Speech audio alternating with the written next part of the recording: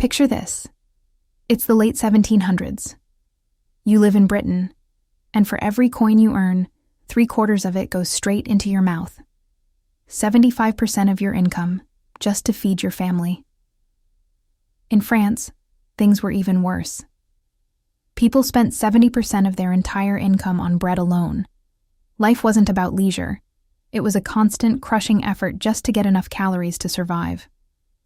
For thousands of years, since the first humans started growing surplus wheat in what is now Syria and Iraq, humanity has been obsessed with one thing: trade. We built empires, invented technologies, crossed deserts and seas, all to move more goods to more people. We shared ideas, spread flavors, Arabic math, Chinese inventions, coffee exploding into Europe and changing the way the world thought. Yet despite all this collective genius, food remained stubbornly, cripplingly expensive. The problem wasn't a lack of effort, it was a lack of efficiency. The system was just too complex, too demanding, and too fragmented. Then, after the smoke of World War II cleared, a radical new idea took hold. Led by the United States and its allies, the vision wasn't about territory or military power, but about economics. The thinking was, if everyone's economy was stitched together, connected by mutual benefit, maybe they'd be too invested to ever fight again. America set the rules for this brave new world, but the real revolution wasn't happening in the grand halls of power. It was hidden in plain sight, in the realm of the aggressively boring. This new global system was built on a foundation of absolute, dull uniformity. Suddenly the world began to standardize everything. Every new train track had to fit the same railroad gauge. Shipping companies agreed on universal pallet sizes. Even the humble screw had its size locked down by international agreement. And then came those magical boxes, the shipping containers, designed to move seamlessly from ships to trains to trucks, slashing loading times and costs. It wasn't sexy, but it was profoundly transformative. The idea was simple. If everyone uses the same system, everything, everywhere, becomes more efficient. This invisible stitching was centralized around international agreements, and crucially, the US dollar became the global currency everyone used. This silent language of logistics meant that a precision-made tractor part from South Korea could snap perfectly into a tractor chassis 6,000 miles away in Kansas. By the 1950s, the world was being woven together in ways our grain-trading ancestors could never have imagined. Today, almost everything you touch has traveled through more countries than you have, flowing through the vast network we call the supply chain.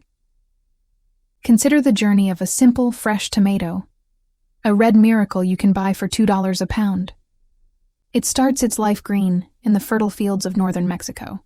It's picked by hand, loaded onto a refrigerated truck, and gassed with ethylene to ensure it ripens at the exact same moment as a million others, hitting grocery store shelves at the peak of perfection. It crosses a specialized truck-only border station, is transferred to an American driver, and begins a long-haul trip across the freeways. It gets scanned and repackaged at a massive distribution center in Illinois, and finally, 9 days and over 600 miles later, it arrives in your vegetable aisle. This incredible journey is only possible because of standardization, the precise chilling, the uniform pallet, the truck sizes, the global customs system. This stunning efficiency is why, by 1900, Americans were spending 42% of their income on food. By the 1930s, it dropped to 34%. Today, it's under 10%. And a key piece of that puzzle is one of the most boring, yet revolutionary inventions in history: the standardized barcode. It's a huge reason you can afford food today. But this global web of efficiency has a dark, dangerous flaw. The same system that makes our food cheap and accessible is the very thing that makes our prices so fragile. The moment any single part of this intricate 1,000-mile journey fails, a storm, a drought, a spike in gas prices, a tariff, or a worker strike, the cost skyrockets, and we, the final customers, pay the price. We call this a supply chain shock, and we've seen them everywhere in the last few years. COVID lockdowns brought the world to a standstill. A drought in the Mediterranean sent olive oil prices soaring. The war in Ukraine spiked the cost of wheat and fertilizer. Hurricanes wiped out orange groves in Florida, and Houthi rebels began firing rockets at the merchant ships that are the lifeblood of the global economy. Each shock triggers powerful reverberations, making everything more expensive and unpredictable. Yet, the rising cost of your groceries isn't just a simple story of global disorder.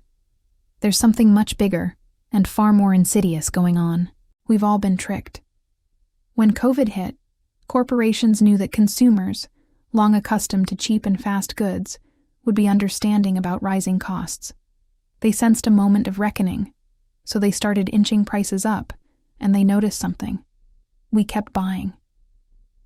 The supply chain crisis became a powerful mask, a smokescreen used by powerful corporations to raise prices far beyond what was necessary to cover their actual costs.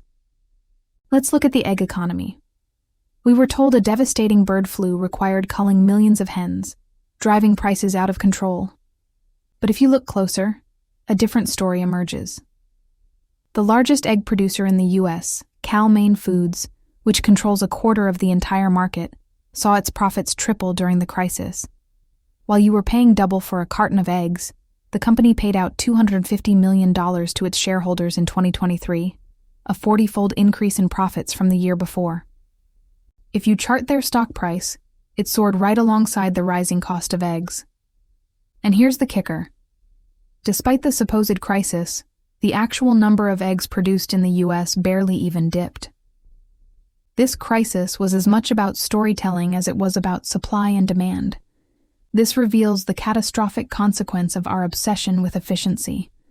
Our modern food system has become dangerously consolidated. Just 4 firms handle 85% of all U.S. beef processing. 2 firms own 70% of the canned tuna market. And 70% of all groceries flow through just 4 major chains. This level of market control means these giants often stop competing on price and simply match each other. When a crisis hits, they take advantage, signaling to the world that prices must rise, all while padding their bottom line. The CFO of Hershey even confessed in 2023 that their pricing gains more than offset inflation. In other words, they increased prices well above their own higher costs for cocoa and sugar, boosting their profit margins. The ultimate irony is that the brilliant, efficient system designed to feed us affordably has been co-opted. We're now seeing the highest corporate profit margins since 1950, achieved by forcing us to pay inflated prices that make shareholders rich. The complex, vast, and magical supply chain that stitched the world together is now facing a reckoning. Its revolutionary efficiency, exposed to the volatility of global crises and the corrosive power of corporate greed. Thank you so much for watching. If you found this story as fascinating as we did, consider subscribing and hitting that bell icon so you don't miss our next deep dive. We'll see you in the next one.